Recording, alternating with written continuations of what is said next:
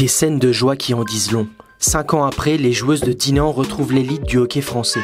Une performance à la saveur de devoirs accomplis pour cette équipe dont l'aventure a commencé en décembre 2021. Tout a commencé au championnat de BPL où les filles de Laurent Giacomello ont terminé vice-championnes de Bretagne, ce qui leur a donné le droit de disputer la D2. Pour s'y préparer, l'équipe s'est rendue au tournoi féminin de Rennes. L'occasion pour les Dinanaises de se tester une dernière fois avant l'échéance nationale au Puy-en-Velay. C'est vraiment ça qu'on cherche et de rester en D1, surtout après, plus tard quoi. Si on arrivait en D1, ce serait la cerise sur le gâteau parce qu'on n'a pas vraiment de prétention en D1.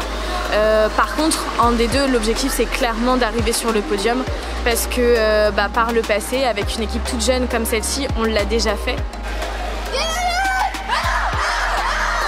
Avec un effectif plutôt jeune, pas facile de réunir tout le monde, mais avoir un groupe soudé facilite énormément de choses.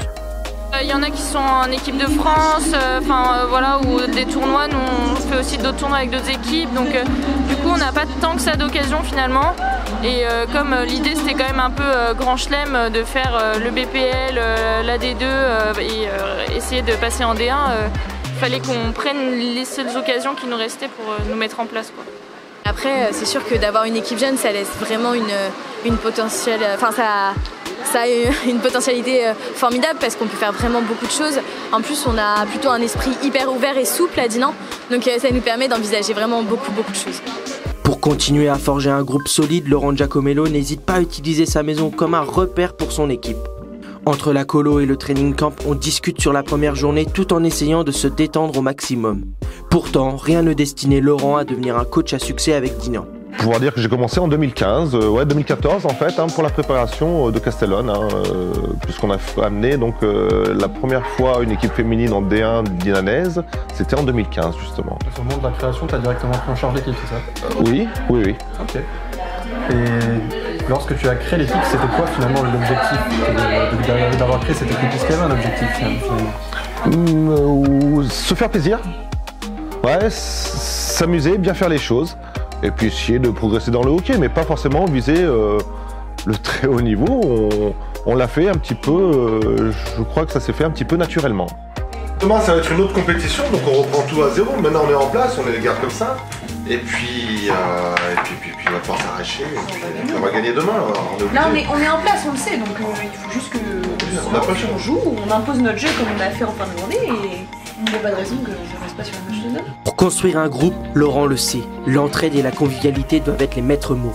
Ajoutons à cela la tradition du club et Laurent obtient le cocktail parfait. Alors ça date pas que de l'équipe de Dinan, ça date pratiquement du club de Dinan. Puisque donc à Dinan donc on a un club où ça se passe super bien et on a l'habitude de se retrouver souvent les uns chez les autres, que ce soit chez Olivier, chez Eric, chez moi. Et on fait souvent des regroupements comme ça, donc de clubs. Et puis là, quand on prépare les équipes, on essaye aussi. Olivier, vous en avez parlé, je crois, pour l'équipe de la D1. Les équipes garçons aussi se retrouvent souvent chez lui pour faire ça. Qui a déjà joué? On jouait comment en 2-3-1 du coup 2-3-1. Vous avez déjà joué comme ça aussi les filles? 2-3-1 Non, on faisait un 2-1-3 nous. Tel père, telle fille, du côté de la capitaine Marie Giacomello, même son de cloche. Tous ces éléments sont indispensables au collectif dinanais. Là, on l'a vu notamment, hier soir, on a passé un moment de convivialité donc chez mes parents et ça permet vraiment de partager, on s'est couché assez tard et ça permet d'échanger, de mieux se connaître et en fait, sous l'eau, ça nous apporte tout simplement un dynamisme de se dire vas-y, ma pote, elle est trop cool, j'ai pas envie de la laisser en galère donc je vais aller l'aider et c'est ça qu'on a vu et en plus, il y a eu une évolution, que ce soit aujourd'hui ou hier sur les derniers matchs, je pense qu'on a vraiment progressé et on a hâte de mettre ça en place à la D2. Marque. Quand tu es devant le but, tu marques. D'accord? Ok, tu cherches pas à faire des chichis à droite, à gauche, tu prends le palais, tu marques. D'accord? Si tu prends une décision, Noël, fais le contraire. Ok? Ne suis pas ton instinct. À la fin du tournoi de Rennes, Nolwenn Bourrien et Laurent Giacomello ont dressé un bilan encourageant malgré une entame de tournoi qui s'est avérée compliquée. Éclaircissez votre jeu, soyez plus clair et plus franc dans vos passes. Plus propre. Direct, ne prends pas la décision à la place de l'autre, d'accord? Donne dans sa crosse. Allez, d'accord? Et après, elle se démerde et elle fait ce qu'elle doit faire, d'accord? Ça marche? Chacun son petit jeu, pas plus de consignes. La tête, concentrée. Bah, je me dis, au début de la journée d'hier, on était un petit peu dans le flou parce qu'on avait des égalités contre des équipes qu'on pensait gagner et à côté de ça, contre des équipes qui jouent en D1, on a fait presque des égalités ou alors on leur a mis la pression, finalement on prend un contre, un but. Et cette grosse différence, bah, on se dit il faut qu'on la règle maintenant. Là vraiment on s'est adapté au jeu des autres, maintenant c'est à nous de faire notre jeu. Donc finalement c'est hyper positif. Hier on était un petit peu déçus de nos résultats parce qu'on a très mal commencé la compétition et ce qui fait qu'aujourd'hui on s'est retrouvé dans la poule B. Mais finalement c'est ce qui nous a permis de bien faire évoluer notre jeu et de trouver des bons placements donc, pour bien préparer la D2. Quoi. Un mois après sa dernière compétition, Dinan retrouve les bassins lors du championnat de D2, l'événement tant attendu de la saison.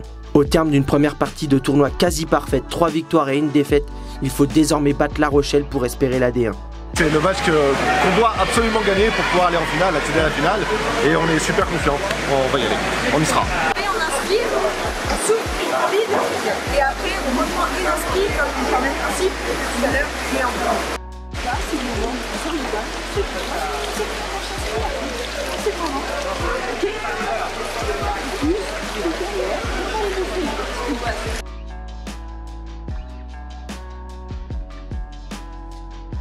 Ça y est, la sirène retentit. Les Dinanaises battent La Rochelle 6-1 et accèdent à la D1. On va en bien. Yes.